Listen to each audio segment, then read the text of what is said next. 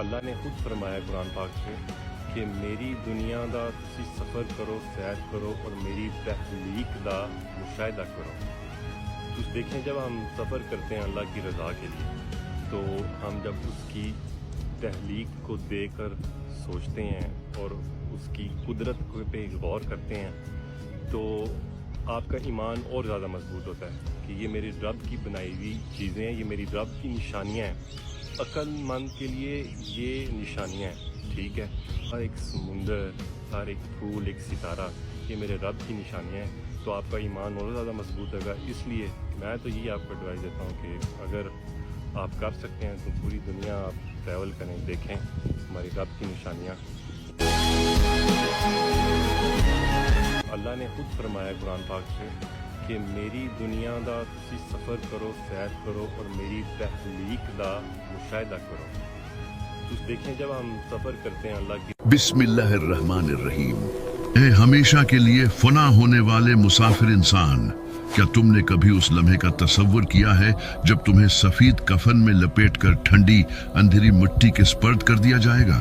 اس گھڑی جب پہلی مٹھی بھر مٹی تمہارے چہرے پر گرے گی اور آخری شخص قبر کے کنارے سے پلٹ جائے گا، تم بالکل تنہا رہ جاؤ گے، نہ کوئی روشنی، نہ کوئی شیاء، نہ سانس لینے کو کھڑکی، نہ آواز کی گونج، بس سناٹا، گھنی تاریکی اور ایک ایسی تنہائی جس کی ہولناکی کے سامنے دنیا کی ساری وحشتیں ہینچ لگیں۔ سوچو، وہ دل جو دنیا کے شور میں کبھی خاموشی سے نہ مانوس ہو سکا، آج اتنی گہری خاموشی میں اترے گا کہ صرف اپنی دھڑکن کی دستک سنے گا۔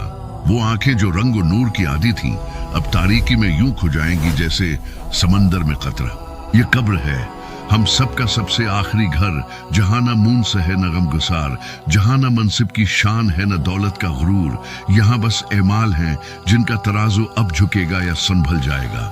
پہلا منظر، جنازہ تیار ہے، ماں باپ، بیوی، بچے، بہن بھائی سب رو رہے ہیں، کوئی دل تھامے چیخ رہا ہے، کوئی بے مشکل اپنا آپ سنبھال رہا ہے، مگر سنو، کسی کی آہو بکا تمہیں روک نہیں پائے گی۔ وقت مکمل ہو چکا، اس لمحے لوگ باری باری تمہیں اپنے کندھوں پر اٹھائیں گے، ہجوم کے بیچ تمہاری آخری مسافت طے ہوگی، سب کے ساتھ ہو کر بھی تم اکیلے ہوں گے، زبان بند، ہاتھ پاؤں ساکت، احساس نیم جان، اور پھر قوالد عالم کے حکم سے سفید کفن میں لپٹا جسم چار لوگ قبر میں اتاریں گے۔ بسم اللہ والا ملہ رسول اللہ کی سرگوشی کے بعد مٹی ڈالنے کا حکم آئے گا۔ پہلی مٹی جب چہرے پر پڑے گی دل کی دہلیز لرز اٹھے گی، پھر دوسری مٹھی، پھر تیسری، اور دیکھتے ہی دیکھتے تمہارے اوپر زمین برابر کر دی جائے گی، پانی چھڑک دیا جائے گا، لوگ فاتحہ پڑھیں گے، قدموں کی چاپ دور ہوتی جائے گی، ہتھی کے سناٹا تمہاری ساتھی بن جائے گا۔ یہی ہے قبر کے پہلے 24 گھنٹے، وہ کڑی آزمائش جس کے آگے بادشاہ و فقیر برابر ہیں، امیر و غریب ایک صف میں۔ اس دن دنیا کے سارے رشتے ایک دروازے تک ساتھ آئیں گے، پھر پلٹ جائیں گے۔ جو باقی رہ جائے گا وہ تم اور تمہارے اعمال، کوئی وکیل، نہ کوئی موبائل، نہ کوئی سفارش، نہ کوئی جاہ و منصب، بس وہی سچ جو تم نے جیا، وہی دین جس پر تم قائم رہے، وہی رب جسے تم نے یاد رکھا یا بھلا دیا۔ قبر کی وحشت پہلی ساعت میں تمہیں گھیرے گی، تاریکی کا دباؤ، تنگی کی گرفت، خاموشی کی کرچیاں، مگر سنو، قبر سب کے لیے ایک سی نہیں۔ نیک کے لیے یہ گھر کشادہ ہو جاتا ہے، ٹھنڈک روشنی بن جاتی ہے، مٹی مہکنے لگتی ہے اور ایک کھڑکی جنت کی جانب کھلتی ہے، مگر جس نے عمر گناہوں میں کاٹ دی، جس نے رب کو بھلا دیا، نماز چھوڑ دی، قرآن کو پس پشت ڈال دیا، حقوق و لباد پامال کیے، اس پر قبر تنگ ہو جاتی ہے، یہاں تک کہ پسلیاں ایک دوسرے میں گھس جائیں۔ یہی سے اصل زندگی برزخ شروع ہو جاتی ہے، یہاں سے انسان جان لیتا ہے کہ اصل کامیابی کیا اور اصل حسرت کس کا نام ہے۔ اور پھر وہ لمحہ جب اندھیرے میں بجلی کی سی کڑک سنائی دے، قبر کانپ اٹھے اور دو فرشتے منکر و نکیر ہیبت کے ساتھ نمودار ہوں، ان کی آواز گرجتی بجلی کی مانند، ان کی نگاہیں دہکتے شعلوں جیسی، ان کا وقار ایسا کہ دل کی دنیا تھر تھرا اٹھے۔ وہ تمہیں جھنجھوڑ کر اٹھائیں گے اور کہیں گے، اٹھ انسان، اب سچ بول، من ربک، تیرا رب کون ہے، ماں دینک، تیرا دین کیا ہے، مَا تَقُلْ فِي الرَّجُلِ الَّذِي بَعَثَ فِيكُمْ، اس ہستی کے بارے میں کیا کہتے ہو جو تم میں بھیجی گئی۔ यहाँ न किताब की मदद है, न किसी उस्ताद की, न याद की गोली काम आएगी, न इबारत की रट।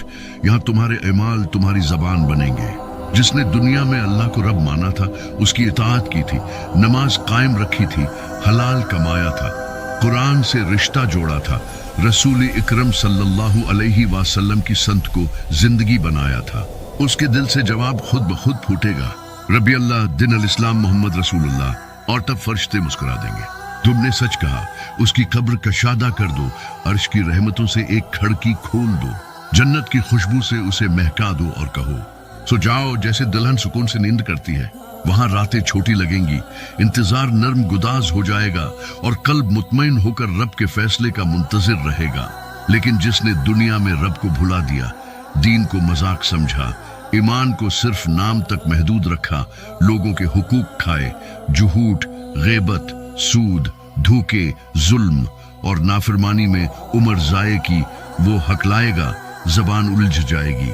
कभी कहेगा लोगों को कहते सुना था, कभी कहेगा मुझे इल्म नहीं, तब फिरिश्तों की हैबत नाक आवाज गूंजेगी। न तूने रब को पहचाना, न रसूल को माना, न दीन को समझा, फिर उसके लिए कब्र तंग कर दी जाएगी।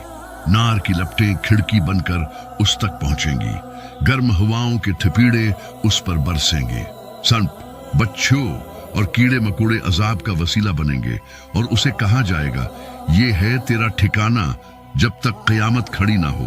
सोचो उस घड़ी में दौलत कहाँ जाएगी, मनसब की गर्दन टूट जाएगी, शुहरत का गुबार बैठ जाएगा, रिश्तेदार रो लेंगे, दोस्त ताजियत कर लेंगे, मगर कब्र में तुम अकेले हो।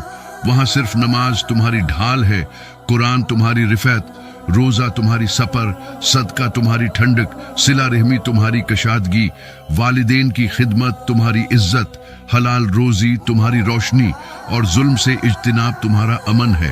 वहां ये ना देखा जाएगा कि तुमने कितने महलात बनाए, बल्कि ये कि तुमने कितने दिल आबाद किए।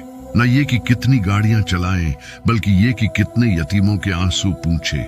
न ये कि कितनी तकरीरें की, बल्कि ये कि कितनी रातें आंखों में आंसू लिए अपने रब के सामने खड़े रहे। ए नफ्स, अपने आप से पूछ, अगर अभी मौत आ जाए तो मैं रब्बुका के जवाब में दिल क्या बोलेगा?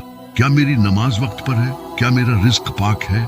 क्या मेरी जबान से किसी का दिल नहीं टूटा? क्या मेरे हाथ ने किसी का हक नहीं दबाया? क्या मेरे कदम गुनाह के बाजारों में नहीं भटके? अगर जवाब हाँ, मैं नहीं तो सुन, अभी दर तौबा खुला है।